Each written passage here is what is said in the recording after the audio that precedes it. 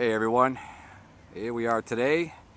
We're located in Springfield, Massachusetts for Armory Day, and we are looking at the original Springfield Armory Museum. And today in Springfield they're going to be having some events, a parade. It's open to the public, and as a member of the Black Watch reenacting group, we came down here and we're going to be down with some of these other reenactors, everything from Civil War, World War I, World War II, and they're going out to the Korean and Vietnam War impression. So it's a pretty cool day. Hopefully the rain is going to hold out. I'm going to try to walk around, interview some of the people, and get an idea of what they're here for and what they're representing and what they're reenacting, and hopefully it'll be an enjoyable video clip. Anyways, catch you in a bit.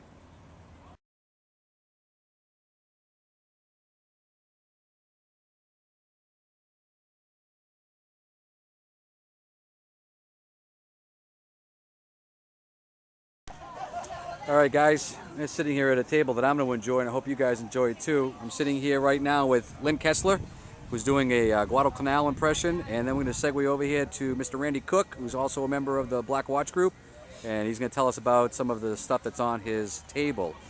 Lynn, tell me what you're doing there. Tell me what you're wearing and what you're representing. Well, this is the USMC starting in Guadalcanal, which was primarily the kit that was worn throughout the war. It didn't really change a whole lot. The biggest difference would be primarily the weapon that was used. When the Marines went into Guadalcanal, they went in with the Springfield, the WWII, bolt action rifle, rather than the M1. That came later. Kit otherwise, helmet is the M1. What's unique about this is it's a Hawley liner M1. It has it's a pressed paper liner which has a rolled paper rim. That was early war unique, but they found that it didn't hold up very well in combat conditions because, hey, it's paper. Yeah. It's going to fall apart. So, other than that, I mean, there really wasn't a whole lot of difference between an early war Marine and a later war Marine, other than things like on the pack.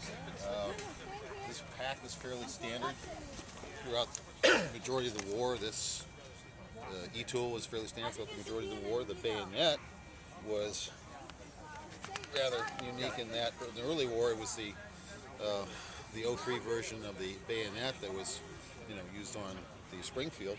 That was carried through a little bit later in other battles, but then they shifted to the M1 and the shorter bayonets.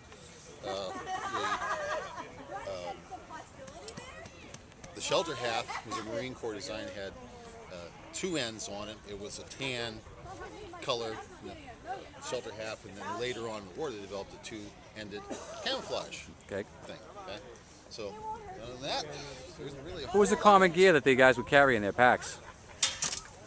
Socks, shirt, essentials. a little bit of food, essentials. Yeah, toothbrush, powder, foot powder. Just enough to get them by the day. Enough to get by the day. Outstanding. A stove and some tablets, but not much. The Marines were pretty short of everything on Guadalcanal. Light and fast. Light and fast. Light and fast. And very hungry. No, I'm sure. Randy, yes. Tell me what's on the table, my friend. Okay, as Lynn pointed out, the first primary weapon of the Marine early in the war was the 03 Springfield rifle. The A1 version had a C-stock, basically an unchanged weapon from 1903 and a World War I weapon. The Marines also adapted it for sniping use by taking an 8-power Unertal target scope and modifying the weapon to be used in a sniper's type role. Also early in the war, the Marines were hurting for weapons, and a couple of the weapons that they adopted for a very short time were the Johnson rifle, which is what I have here. It was a rotary 10-shot recoiling mechanism. These were originally purchased by the Dutch and were headed to the Dutch East Indies, but the Japanese overran the Dutch East Indies, and the Marines actually procured these for use early in the war. They also experimented around, because there were not enough Thompsons to go around. One of the guns they adopted and used primarily just on Guadalcanal was the Rising Sub Machine Gun. The Rising was manufactured by Harrison & Richardson in Worcester, Massachusetts. 45 caliber blowback action. Very, very tight tolerance gun. that fired from a closed bolt, which was very unusual for a machine gun of World War II. Most fired from an open bolt.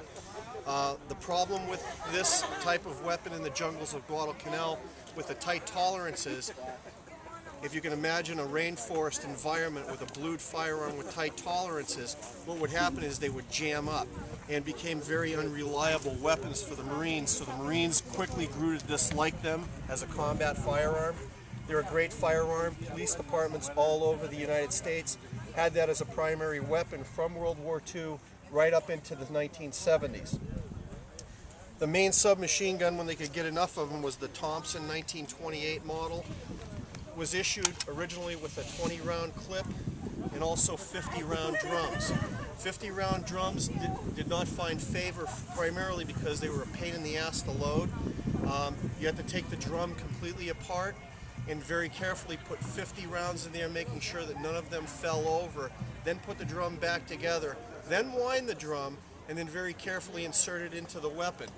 The big problem with that is that it only gave you 4 seconds worth of firepower versus throwing a 30-round stick in there very quickly, emptying it, throwing another one in.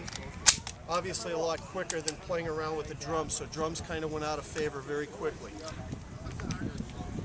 M1 carbines were developed in 1941. It was a lightweight weapon to be used by mortarmen, machine gunners, that sort of thing that just needed a self-protection weapon, but not the primary weapon that was used by the frontline Marine. M1 carbines were eventually brought into service within 6 months' time in 1941 from development stage to being produced. They were produced by 10 different contractors, many of which never produced a gun before or since World War II. Those 10 contractors made 6 million M1 carbines in 4 years' time. And these were actually used in Korea and also in Vietnam by our South Vietnamese friends. The M1 Garand rifle, produced at Springfield Armory, was developed originally in 1936, had some production problems, some things that needed to be worked out. Was issued primarily to the Army first, to the Marines second. Most Marine units were not fully equipped with the M1 Garand rifle until 1943. Hence, all of the early campaigns like Guadalcanal, the Marines were armed with the 03 Springfield. This was a blowback action gas-operated that fired 8 rounds in a clip form, and after the 8th round fired, the clip ejected out and the action stayed open, allowing the Marine to feed a new clip in. The United States was the only country in World War II that issued its frontline Marine and Army a semi-automatic rifle to every frontline troop in World War II. With the adoption of the M1 Garand and being a very mobile force in World War II, that 16-inch bayonet that was around from World War I and the beginning of World War II ended up being cut down and also manufactured in a 10-inch version. It was easier to put it on your waist belt and actually sit in a vehicle than having this thing on your pack like it was originally intended to be carried. Trench shotguns had been around since World War I. This is a model 1897 Winchester-made trench gun. This particular one was made in 1942 at Winchester. These were primarily issued to Marines for clearing out caves and also guarding prisoners. Not that they took a whole lot of prisoners in the Pacific.